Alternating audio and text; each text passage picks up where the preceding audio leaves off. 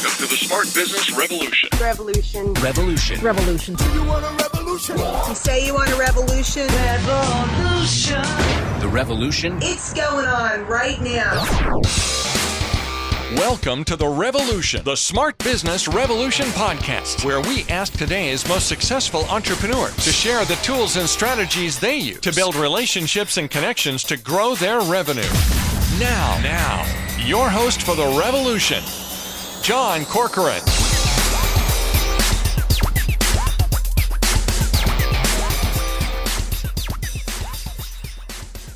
All right, welcome everyone. John Corcoran here. I'm the host of the Smart Business Revolution podcast, where I talk with all kinds of smart CEOs, founders, and entrepreneurs of companies and organizations like YPO, EO, Activation Blizzard, LendingTree, OpenTable, Act Software, and many more. I'm also the co-founder of Rise 25, where we help connect B2B business owners to their ideal prospects. And I'm excited today because I have on with me Mike Simonsen, and Mike is the founder and CEO of the real estate analytics firm Altos Research. He's a true data geek, in his words, not mine. Founded Altos Research in 2006, so 14 years ago now, to bring data and insight on the U.S. housing market to those who need it now. And now more than ever do people need it, given we're recording this at the end of June of 2020. There's been all kinds of chaos and uncertainty this year with the coronavirus pandemic, and we're going to talk about that. Now the company serves the largest Wall Street investment banks, firms, tens of thousands of real estate professionals all around the country. I know Mike through EO, the Entrepreneurs Organization here in San Francisco, where he is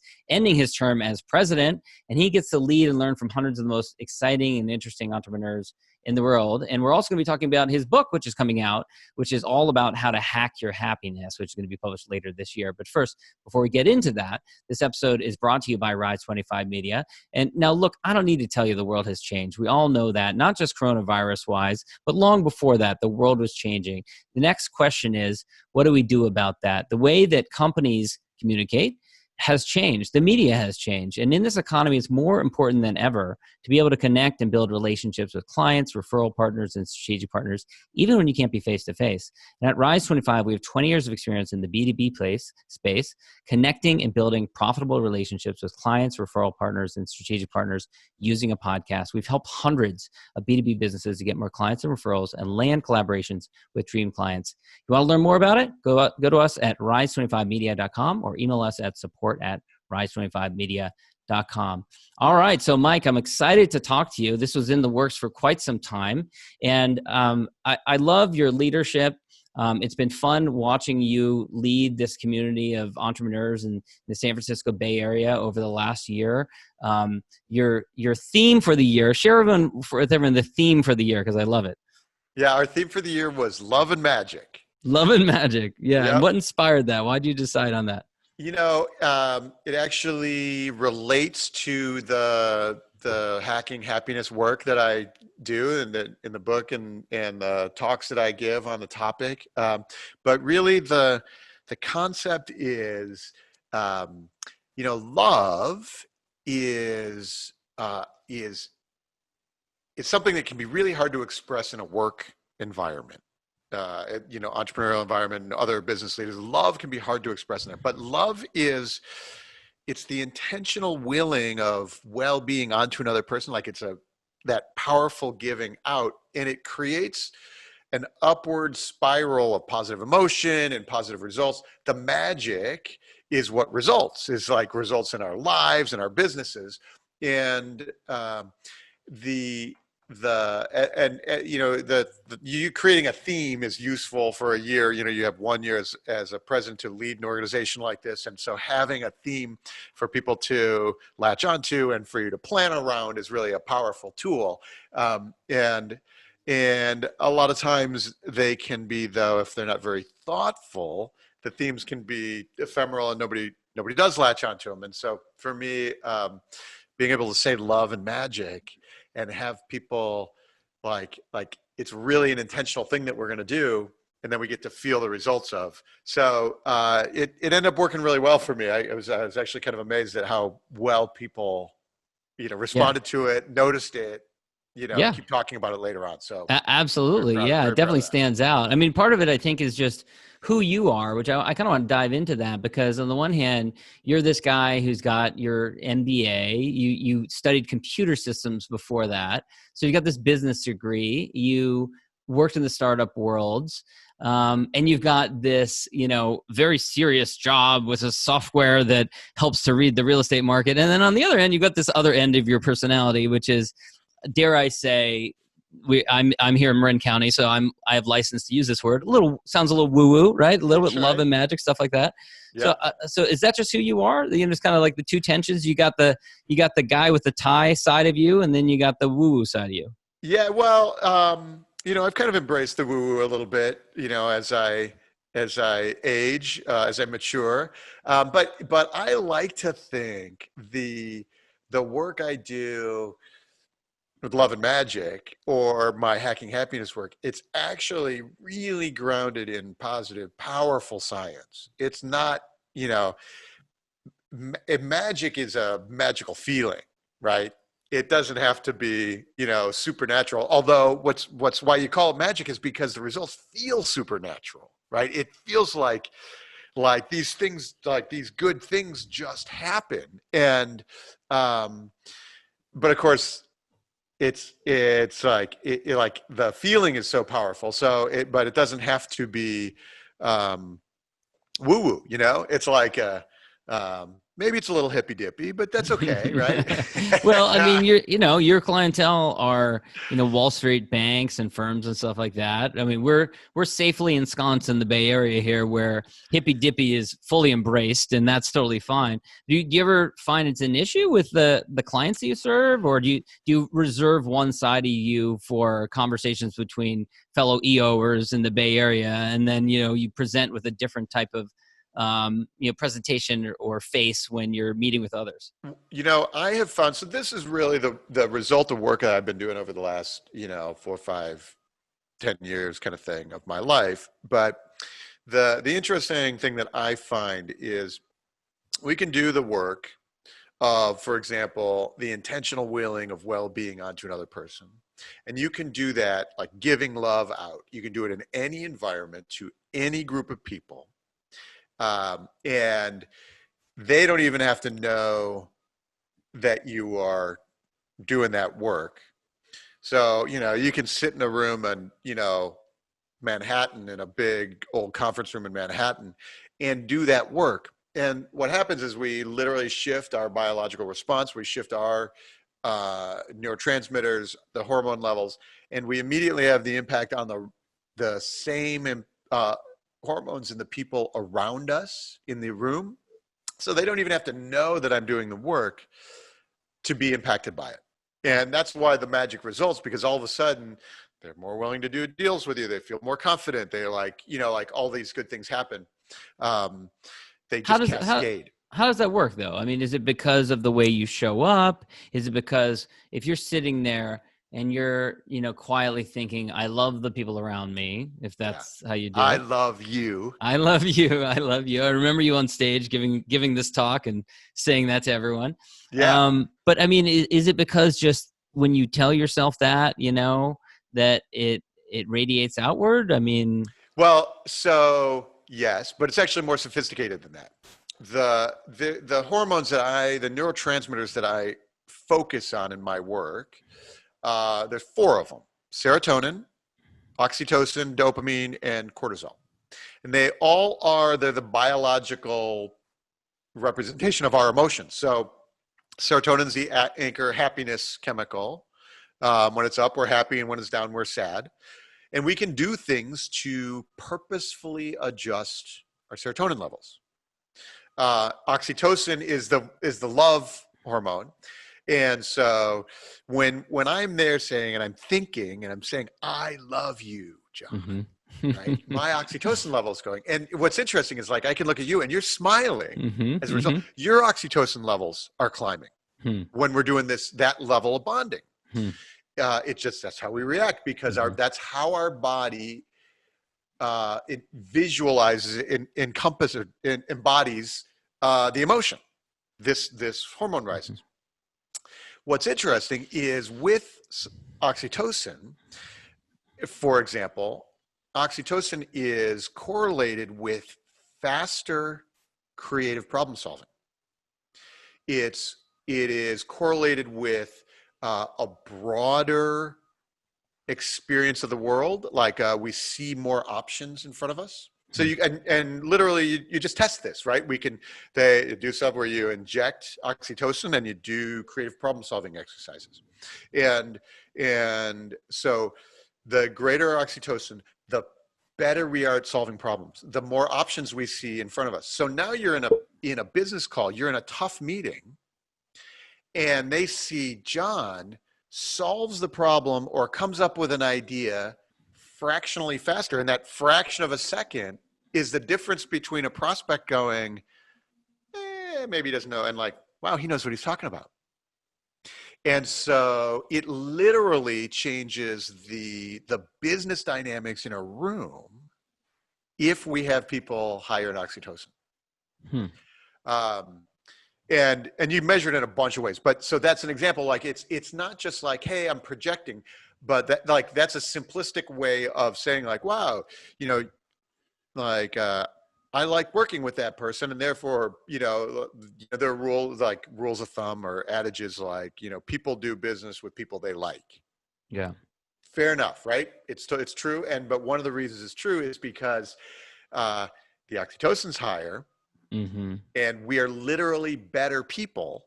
Mm-hmm. We're better at doing our work when the oxytocin is higher. So let me ask kind of the converse or devil's advocate question. We see grumpy or not happy people all the time who are outwardly successful. How do we explain them? So there's a bunch of ways to explain it, but in the Hacking Happiness framework of the four neurotransmitters, dopamine is one generally associated with performance. It's goal setting. It's why when you post your podcast, you like to look at how many listens it gets, because that's a dopamine reward. It's why you strangely, I never check. Actually, you don't check? No. This is what gives me the dopamine, is the experience of having the conversation. That's if anything, I'm probably gonna look at the numbers and be like, oh man, why didn't 10 million people listen to that? So for that reason, I actually encourage people not to check their numbers for that reason. That's really great. So we get the dopamine triggers on our performance in a lot of ways. You have goals for your work, right? And you set your goals for the work you do. Yeah. And when you hit those goals, we do those because they're dopamine. So the interesting thing so dopamine is why we drive to goals. It's why we're compelled to pick up the phone, because it vaguely feels like working if we open our email. Mm-hmm. And we, because we get a little dopamine hit. Mm-hmm. So the challenge though is that, so you can be successful if you focus on dopamine, like you set your goals and you can go hit them, but dopamine does not give us the purposefulness and connection, the true joy that serotonin and oxytocin give us. Mm. And so you can be successful and totally miserable. Mm. Right? If you're a dopamine cortisol, so cortisol is the negative, cortisol is the stress hormone, and you can work out of anger, and you can force you to run faster, and those things. So you can fall into this dopamine cortisol cycle, get things done, and be totally miserable. And so but that's also why, you get messages like, we've got to work on our mission statement for the company, or we have to start with why, or, all of these guidance are really telling us to work on our serotonin and our oxytocin in our work. And so that's how we move out of just like goal setting and successful and miserable, and into a real purposeful state, charismatic state where you can accomplish anything. And so, that's you can be in that dopamine chasing state for years. Yeah, that's great. I want to ask you about, now recall when you did this presentation, you showed a chart that showed the difference between when you discovered this and how your business was doing before. And I don't remember the exact details, but your business was suffering big time at one period. It wasn't that many years ago. So Right. talk a little bit about that experience and how you came to this revelation and how it changed things for you financially. Yeah, for sure. That chart was a chart of my company's profits. And it was the year immediately after I began to be deeply purposeful in this process, the hacking happiness process. My profits were 10x what they had ever been. Wow. I didn't change my sales team. We didn't change our product. We didn't change anything. I only changed inside myself. Wow. And the magic happens. And so, really leading up to that was many years. The company's 14 years old now. Yeah. And what happens, you get in this time where you do your thing and you set your plans and you do. But we go through these, like every entrepreneur I've ever known goes through these cycles of man, I don't want to be here. I am done with this, and we get deeply, profoundly uninspired.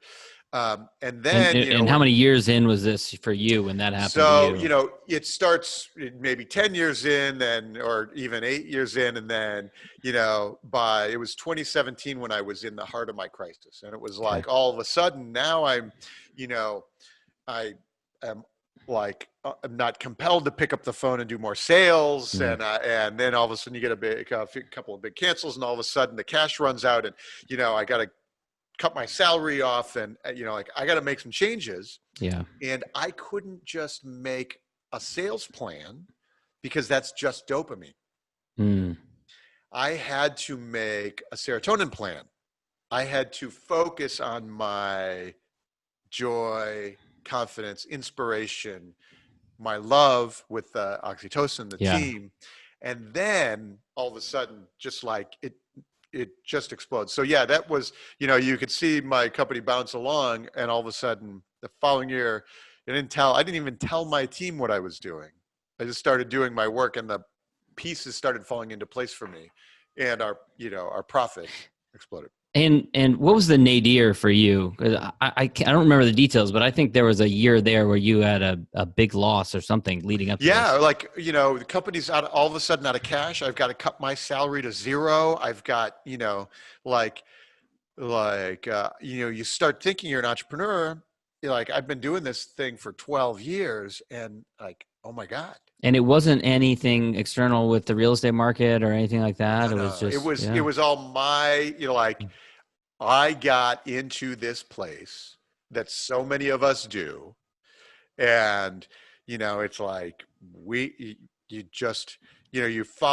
been chasing the dopamine cortisol cycle, and the meaningfulness, the purposefulness is gone.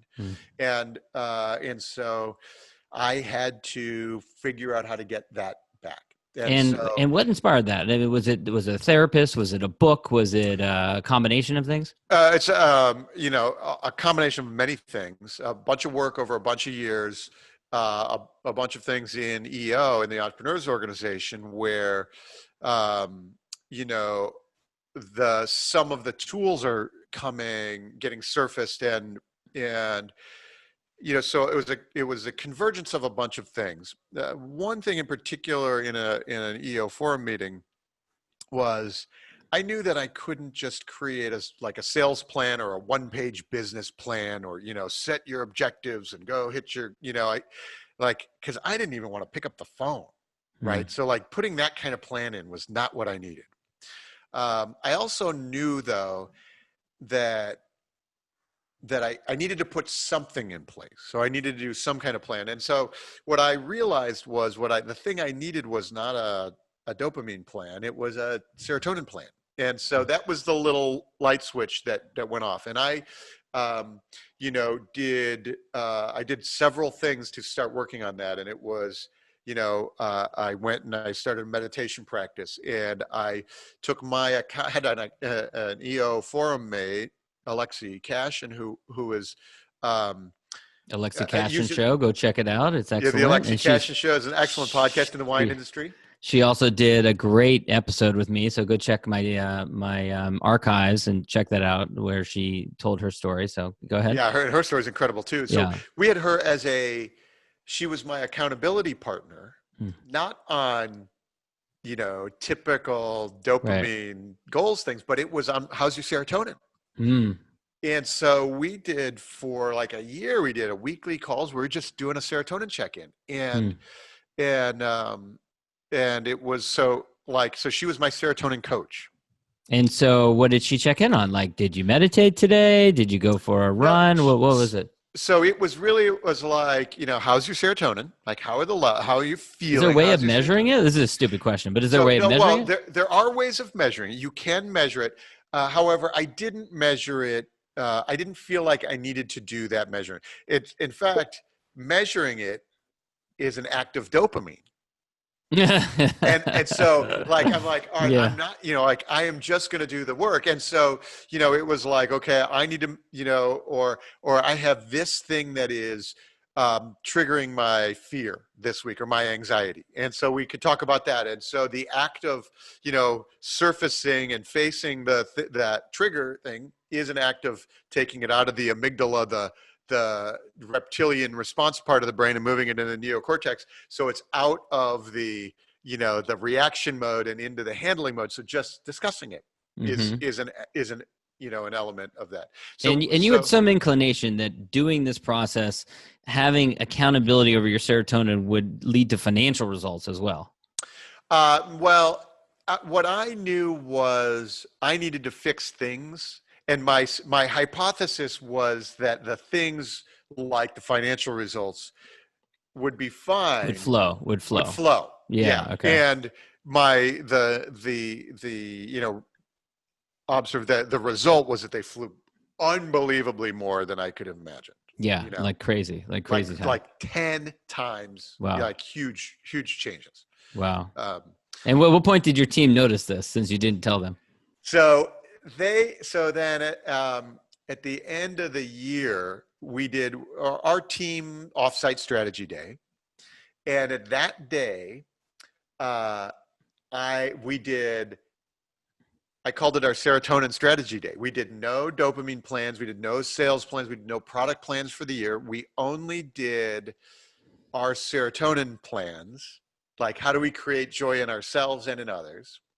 And that was the moment that I told them what I'd been doing. And they, of course, went, aha, like we could see it, right? We we could feel an entire change. And you shared some numbers with them so they saw the results were much better. I shared some of the science about the hormones, and I shared some of the tools that I was using and that they could use. And so, some of them, I bought a meditation training for my whole staff, so that they could go and start a meditation practice if they wanted to. And this was going to be my next question, because we built a team over the last year. We built a lot. We have about 20 now, all virtual, all over the globe. And one of the things we've struggled with or wanted to focus on is how do we build that culture? But I love this. So, all right. So purchasing a meditation training. My business partner, Jeremy, interviewed a guy named David Long, who's big into company culture. And he swears by a company book club as a way of building culture internally. But what else would you recommend? So we talk about journaling is a powerful serotonin hack. And there's a bunch of ways you can do journaling. A lot of people get hung up on journaling because of they think about it's got to be some leather bound thing for posterity. And really it's just the brain is like your email inbox, and it's getting stuff in all the time. And all of that coming in is, adds to our stress. It adds to our cortisol level, and it detracts from our serotonin. So we need tools to get to inbox zero. And meditation is a mechanism for getting to inbox zero. Journaling is a mechanism for getting to inbox zero. So you might do if you're in that real crisis mode, or you're feeling like you need to do impactful change, then one of the journaling techniques is to write down every time you feel a negative emotion. And you write it down, and you identify the emotion, you identify the trigger, and you write this paragraph, a little bit of a paragraph, and you write it anywhere you want. And what is happening is you're moving the emotion out of the amygdala into the neocortex. And so all of a sudden the amygdala is the thing that tells our adrenal gland to produce cortisol for the stress response. And so by jumping on top of that, when you recognize, you're like, oh, there it is. There's my anxiety. There's my fear. There's my anger, whatever the negative emotion is. You take it out of cortisol production mode, and now you take it into thinking mode, and so the triggers drop. So then the cortisol drops, and now things like your serotonin, your oxytocin can rise, and also things like your testosterone rise. And so like you literally impact your health for the better when you do. And so that's a journaling exercise, just like writing down the negative emotion when it pops up. You can do the start the day with positive journaling, affirmations or positive thoughts or gratitude. These and so the brain has no ability to conceive of joy, like gratefulness, joy, without the serotonin. So like when you go, oh man, I love, you live in Marin County, you're like, this is literally God's backyard. Like I love to look at my window and see, like I'm so lucky on the face of the planet to be here in this moment. Like that, conceiving that. Yeah. Drives Things you're serotonin. grateful for. Things you're grateful for. It lasts all day long. Okay, cool. All right. Any other ones you want to throw out there before we? So we have a joy channel in Slack. Okay, cool. I like that. So you like just share things that make you happy. Yeah, right. Okay, and I like so that. when people share in that channel, everybody benefits. That's cool. That's great. I love that. Tell me about. It's funny. We kind of got a roundabout way. We're gonna work our way back to the business itself. But I love this topic. And before we get into the business itself and your entrepreneurial journey, talk about EO because you've mentioned it. We've mentioned it a couple of times here. What brought you to get involved? Looks like you got involved 2012. Is that when you first got involved? 2010, yeah. 2010. Okay, years. Cool. So what? As soon as my company qualified, the company's a few years old, and as soon as you qualify, I joined. So EO is a global network of entrepreneurs, about 15,000 around the world, and everybody is a founder, CEO, leader of a company with at least $1 million in revenue.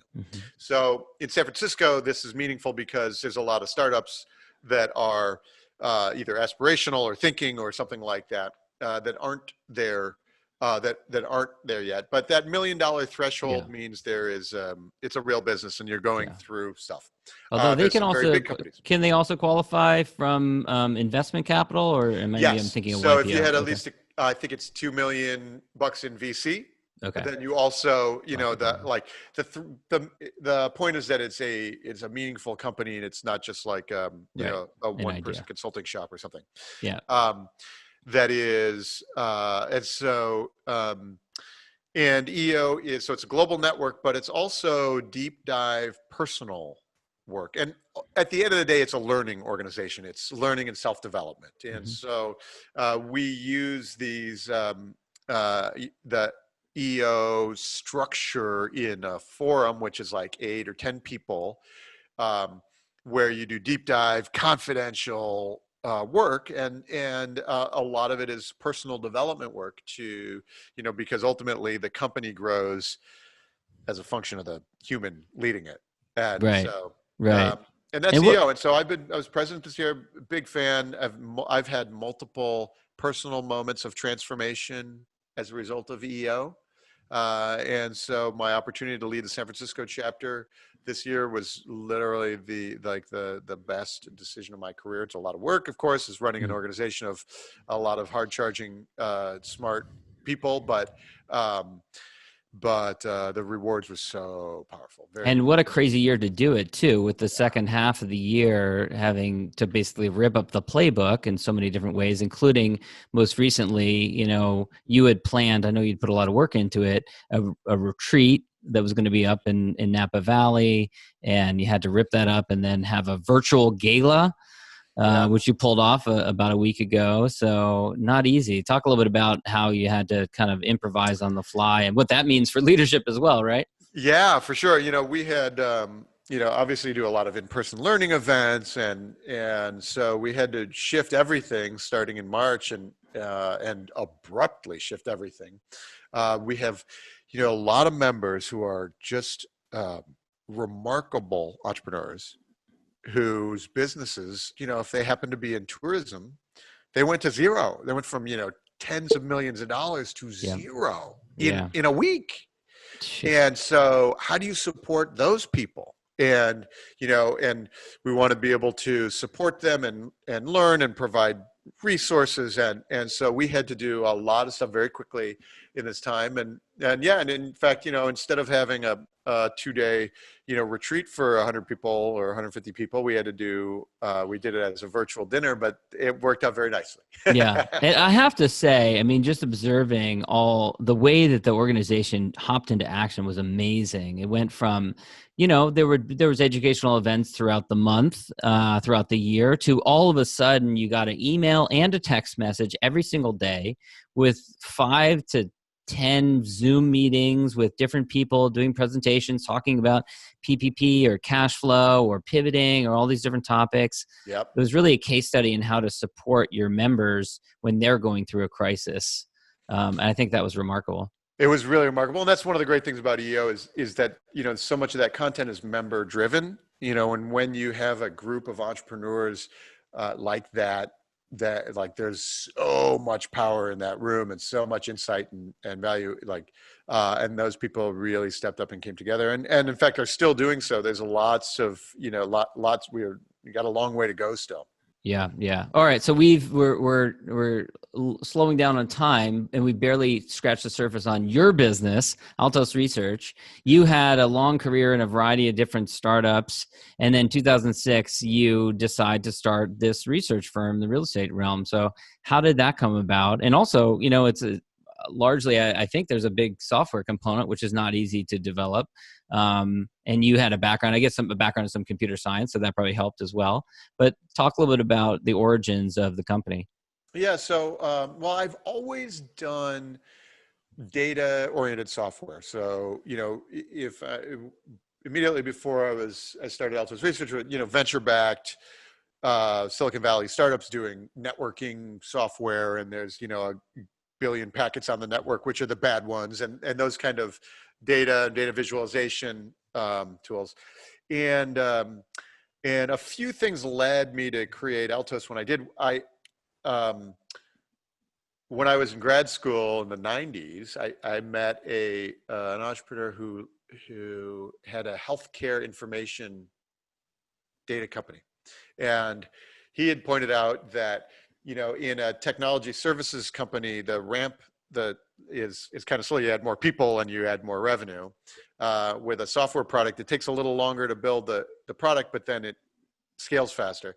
And with data, it's even steeper. It's like, it takes longer to develop it and develop the data out, but once it's going, that scale is amazing. And it's super magical. You sell a Excel spreadsheet for $10,000 a month, and there's some really neat business model there. So I had figured that at that time I was like, oh well, I guess my software company will be a data company. But it took me another decade to figure out what kind of data company it was going to be. I happened to buy my little old piece of shit Silicon Valley house with a giant mortgage in 2001, and right when the NASDAQ bubble was bursting, and I had to figure out what was going on. And at the time, nobody knew anything because homes were to figure out, but that was just at the moment where all of a sudden what's for sale, the home listings were starting to be online. Before that, you had to talk to the guy, and he had a book with the printouts.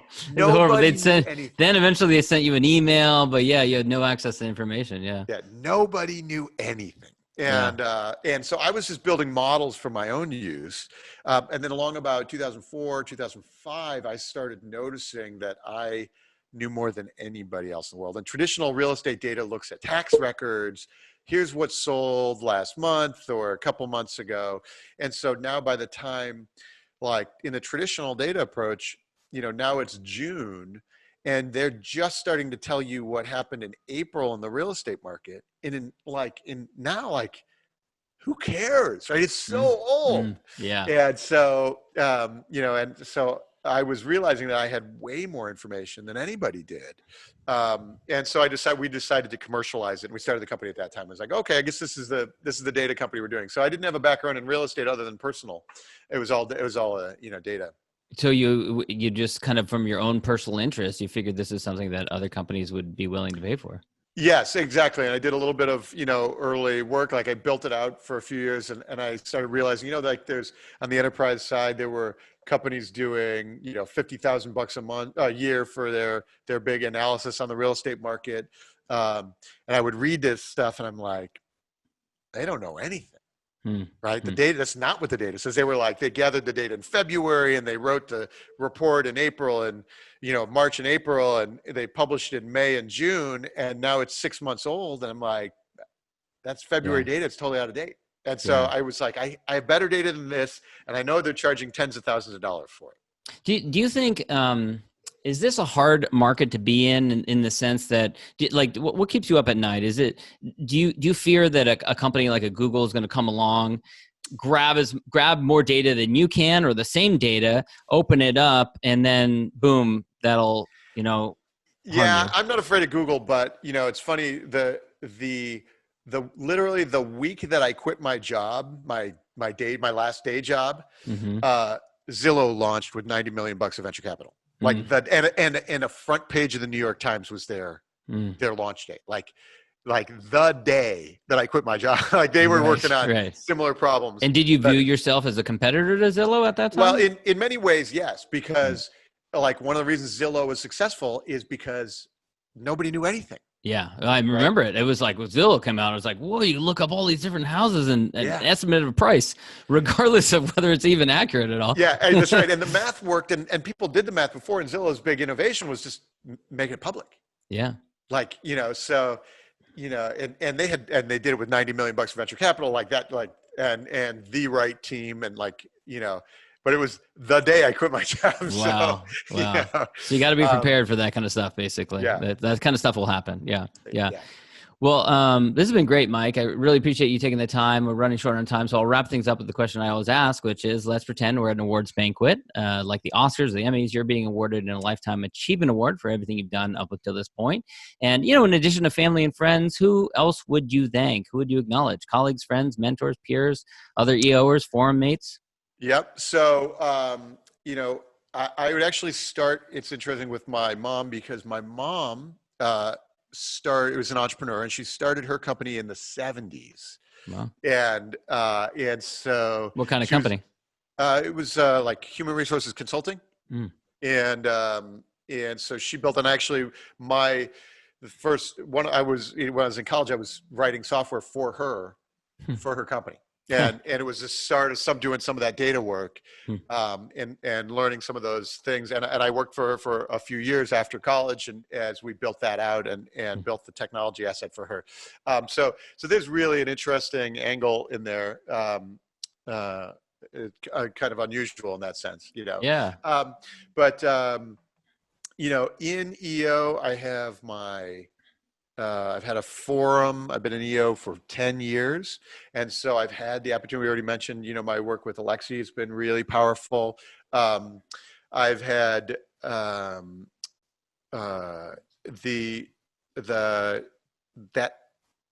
founder of the healthcare information company in the 90s helped me visualize exactly what I was going to build. And then there's a bunch of authors along the way that helped me pull together some of the latest work that I've been doing, the Hacking Happiness work, starting with Mihai Csikszentmihalyi in the early 90s, who wrote Flow. And so I read that, when I was maybe, 20 years old in the early 90s. And so the psychology of the optimal experience has been part of my, personal development work for 30 years. Yeah. And more recently, Daniel Goleman wrote Emotional Intelligence, and then his work called Altered Traits, which is about the science of what meditation does to our body, takes it out of the woo-woo and turns it into the real science and what we have been able to measure, was really powerful. So Altered Traits was really powerful for my own meditation practice, but also for the Hacking Happiness work, because you can see the biological impact of the work, the physiological changes in our bodies, and that helps me to be motivated to do the work. You're supposed to, but like knowing what's happening underneath is really valuable. So those have been very particularly impactful. Great. All right, Mike, where can people go learn more about you and connect with you?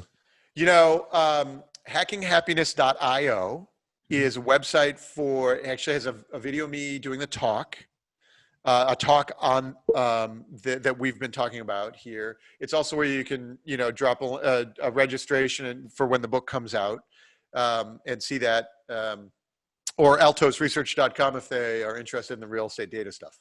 All right, great. Thanks so much, Mike. All right, thanks, John. Thank you for listening to the Smart Business Revolution podcast with John Corcoran. Find out more at smartbusinessrevolution.com. And while you're there, sign up for our email list and join the revolution. Revolution. And be listening for the next episode of the Smart Business Revolution podcast.